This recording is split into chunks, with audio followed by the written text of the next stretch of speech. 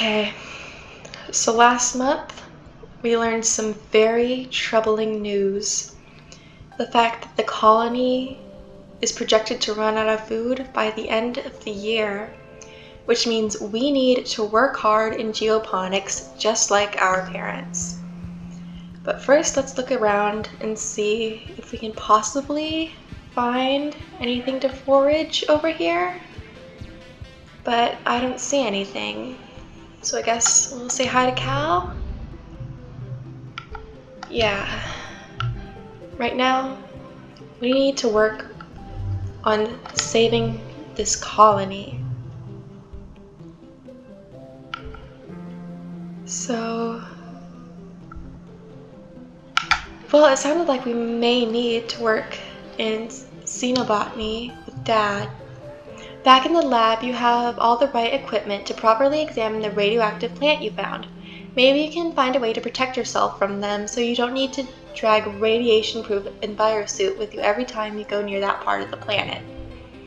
Radiation poisoning isn't the killer it used to be on Earth. With medbays, you can flush out deadly doses of radiation in a few hours. It could still make you really sick though, and a high enough dose could kill you before you're even able to reach a medbay. How confident are you that you know how to protect yourself?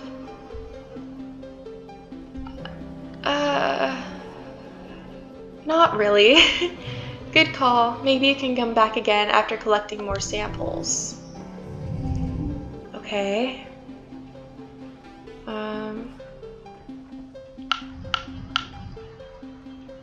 There's... And 24. That's enough to win.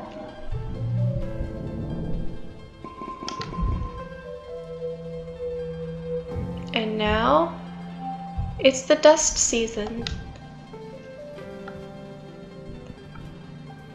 Hey Dad, how are you feeling? Your dad is looking a little gaunt.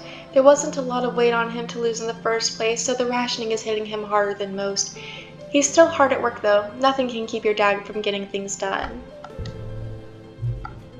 About Mom. Your mom passes you a soy ration bar from her pocket. Here, Solana, eat up. You need your strength. Yeah. Hey Cal, how are you? Cal trundles by you with an empty barrel. Hey Solana, he calls out. Get in, we're going planting. Cool. I'll see if I'm able to join you, but I'm not sure that I'll be able to with where my stress is at right now.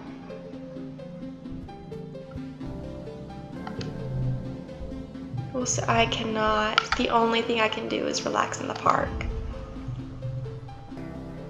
You visit Cal and Socks before your work shift one morning just to check up on them. As expected, Cal and Socks has Socks out for her twice daily playtime. Hey Solana, he says, waving. Look what I taught Socks to do.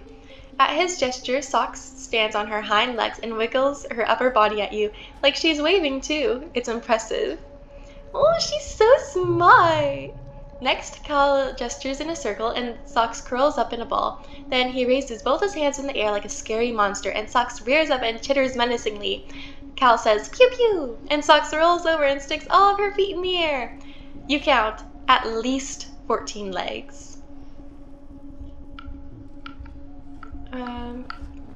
So, how did you find the food for her?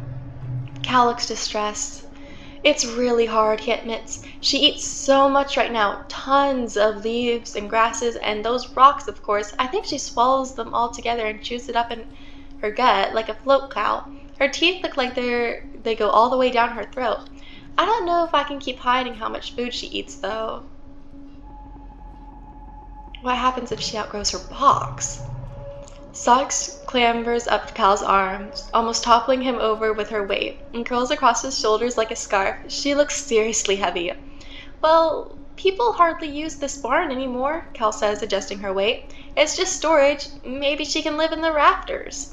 You're pretty sure your mom comes in here often as the head of geoponics, but you hold your tongue. Socks hasn't been discovered yet. Maybe she's really good at hiding. Well, does she get lonely? Cal says, looking down at the ground. I think so. She used to sleep all the time, but now she needs to run around and climb a lot more. I still come in here every morning and evening to let her out, he says defensively, and she goes back to her box right away when I tell her. She's a good dilly pillar, I promise. She knows she's not supposed to go outside without me. He pets her snout. I think maybe she's just not a baby anymore, you know? Yeah, kind of like us. We're not babies anymore. I don't want to forget those. It's time for Vertumna, the yearly midsummer celebration when the colony gives thanks for its good fortune. Well, it would be, but as you file into the main square, you can't help but notice the feast table is nearly empty. What Anne lacks in resources, she made up with care. The dishes are lovingly plated. Soy cakes glisten, steam rises from the buns stuffed with mince, and there are great pitchers of vegetable broth rendered out from even the most inedible food scraps. There's a neat stack of sugar cubes for dessert. Whole sugar! What a luxury! In an underwhelming feast, that'll be the highlight. Governor Udicott's welcoming speech this year is short. Her frail body trembles as she welcomes you all to Vertumna with a dry, whispery voice, then has to be helped off stage. Like all of you, she has been feeling the effects of the famine. Everyone clears the way for the chairs of the annual competition. Which one do you participate in this year?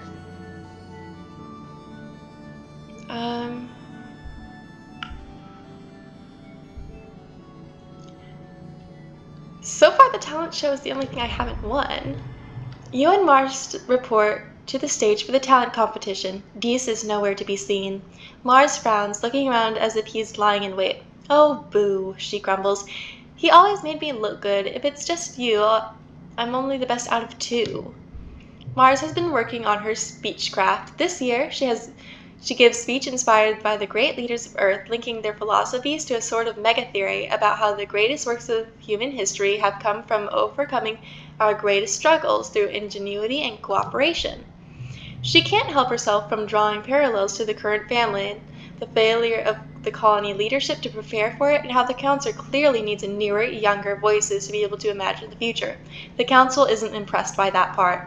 Because it's March, the climax of the speech revolves with inspirational music and fireworks. It's very exciting. You're up.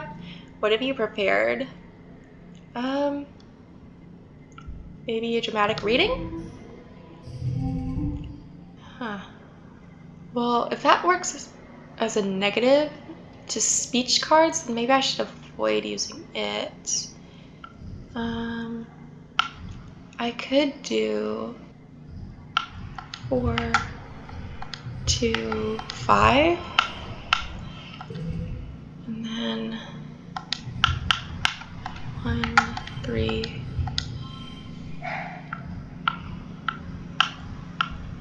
Oh, goodness.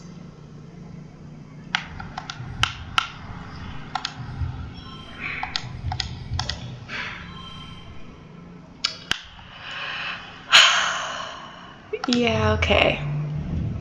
I still got 3 stars. It's a disaster. You stumble and stammer your way through your routine, not even imagining everyone in their underwear helps.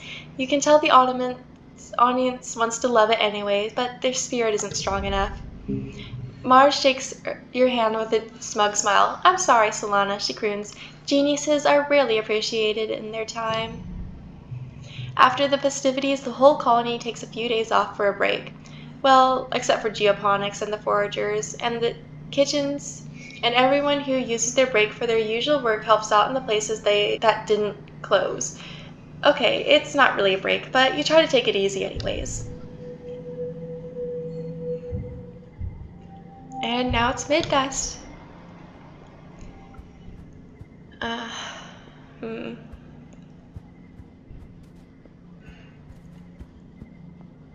Oh, hey, I've almost maxed biology. Hey, Cal.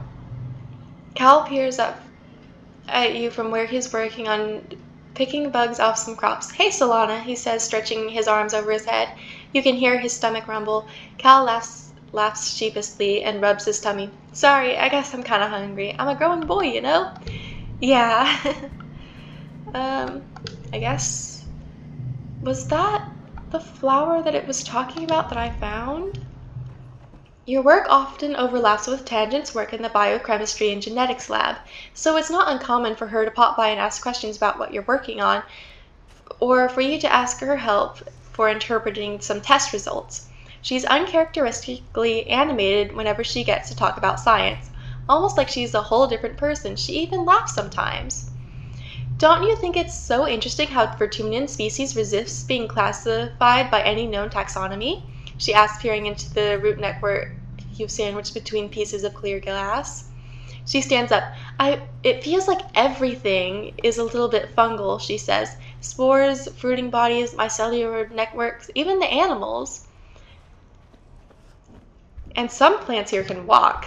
She nods excitedly. The division between plant, animal, and fungus is less strict here than it was on Earth, and at the cellular level, many animal species have properties of plants and vice versa. She launches into an exclamation of how high energy bonds store energy and require metal catalysts like iron in human blood or chlorophyll in green earth plants, but how the different hues of Vertumnian plants must mean they use an entirely unknown elemental catalyst, possibly not even metal at all. It's a little advanced for you, but Tang is very excited about it. She stops and takes a breath, winded by her own monologue. Zounds, Solana. If Vertumnian plants and animals share an elemental catalyst and we found out what it is, we could learn so much about this planet. You show Tangent what you've been working on, all the samples and simulations, and the results of scans and experiments. Incredible!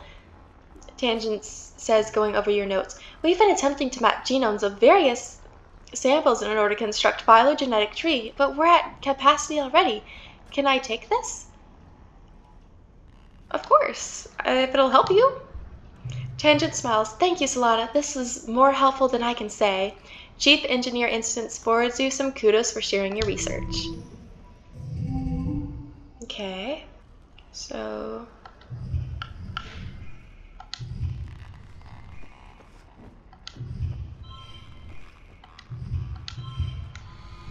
Wait, I should switch these. Nope. Okay, well, it's still a win.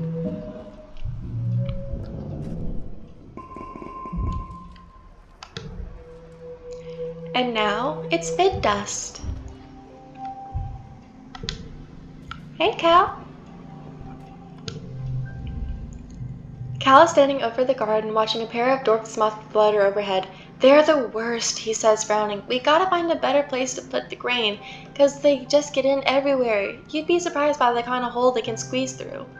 Well, maybe there's something that can cheer you up? Oh, I actually have 4 of those. So... Oh, but that's his favorite. That's his favorite. Oh wow, that looks delicious! Thanks for my birthday gift, Solana. You know I love to eat. Well, I'm glad you liked it. And... Well, I guess first let's see if we can find anything really quick. Oh, Tangent has something to say. Tangent is deep in conversation with one of the other scientists. He seems to be consoling her, though Tangent's face betrays no emotion as he claps her on the shoulder and reassures her that she's doing really well for someone so young, and that everyone compromised some of their samples when they were first learning. He leaves, and Tangent sighs as she puts her head in her hands, stopping short when she realizes she's still wearing gloves. She peels them off and digs her fingers into her eyes. Are you okay? I'm fine, Tangent replies immediately. I compromised an experiment I was working on because the vent was still open when I was spraying the workstation down with sanitizer. She sniffs. It's so gross here, she says. I probably did that fungus a favor.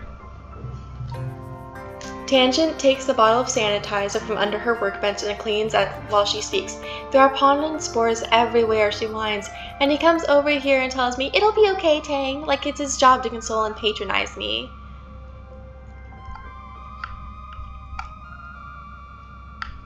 Yeah, it is annoying when adults do that.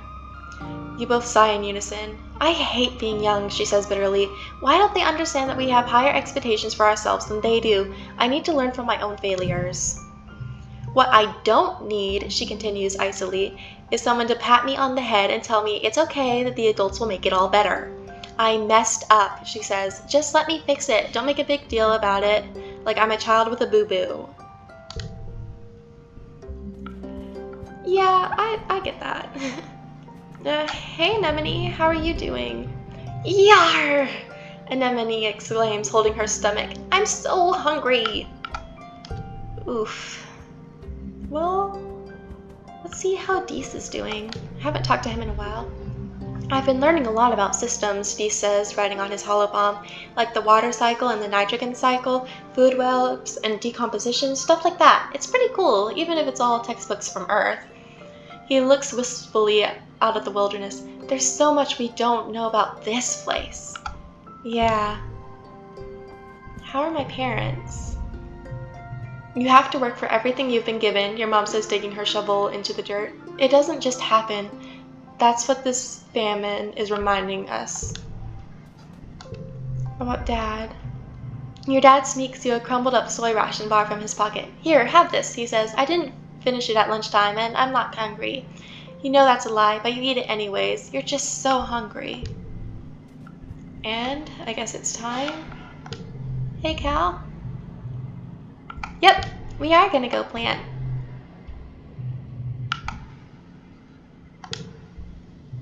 You're so happy when you see new green shoots poking out from the ground that it makes it much worse when you return the next day to find them withered and dry. What's wrong with this planet? That's it, you can't work anymore. You lie down in the middle of the barred field and stare up at the sky. In Earth holovids, you'd expect to see vultures circling overhead, but it's just the twin suns of Vertumna beating down on you mercilessly. After a few minutes of sulking, you get back to work. Your dad is a total nerd when it comes to crunching statistics about the colony's food production. Through him, you learn that the average person eats approximately 200 kilograms of dry rations every day. That works out to about 2,000 calories a day. There are about 100 colonists to feed at 2,000 calories a day, so in a year you need to produce about... well, no matter how many times you think it over, the math is grim. Even with all your hard work, geoponics is producing far less than the colony needs to survive. It all feels so hopeless. Knowing that all of your hard work still hasn't been enough, well, it breaks something in you. Hunger and desperation boil together in your stomach as you work like bitter acid. You're working so hard and you're still starving. You deserve to eat. You need to eat. If you don't eat, you're not going to be able to work as hard as you need to. So when it's just you and the wheelbarrow of anemic-looking carrots, I can't. It takes an extraordinary amount of willpower, but you get all the carrots weighed and delivered to the kitchens. This food is for everyone. It's not a lot of food for 100 people, but at least you'll all starve together. Okay. Guess 2.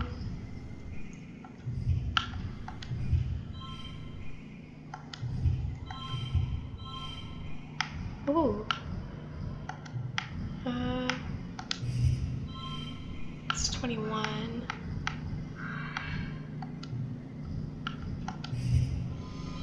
Okay. Oh, and we got 3 stars. That's nice. And now we're back to the wet season, where I see a meshwood log. Okay. Well, next time, I guess we'll be helping in geoponics some more, but in the wet season.